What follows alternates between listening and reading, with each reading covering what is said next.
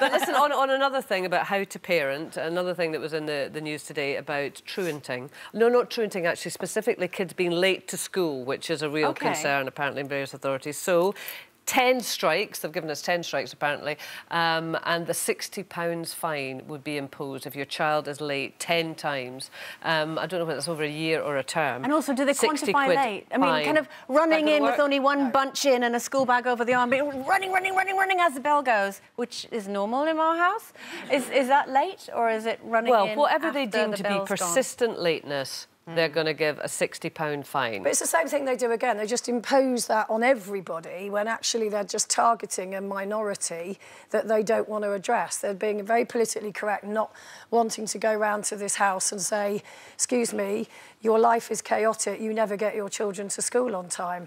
And so they impose this. They're not going to pay fines. But also, it's a complete you don't know nonsense. what's going on. I mean, a friend of mine whose child was autistic but hadn't yet been statemented, yeah. and was having a nightmare every morning getting her kids to school. She was having real problems in her marriage.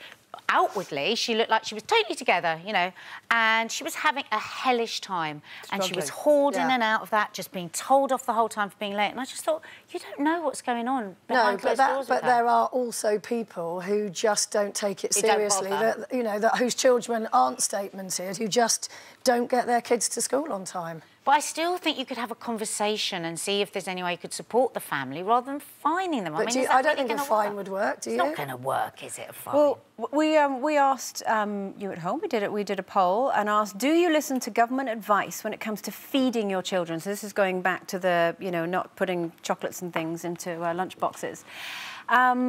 92% of you don't listen to government advice when it comes to feeding your children. Katrina says, why would I listen to the government when they are my children, not theirs? And Kate says, growing up in the 50s, no such thing as snacks. You had 3 meals a day. If you're starving, you just had to wait until your food arrived. And then you really enjoy your meal.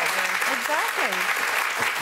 I mean, why kids are fussier these days is because they've eaten loads of snacks and so they don't want to eat Brussels sprouts and carrots. I don't like Brussels sprouts either, but there we are.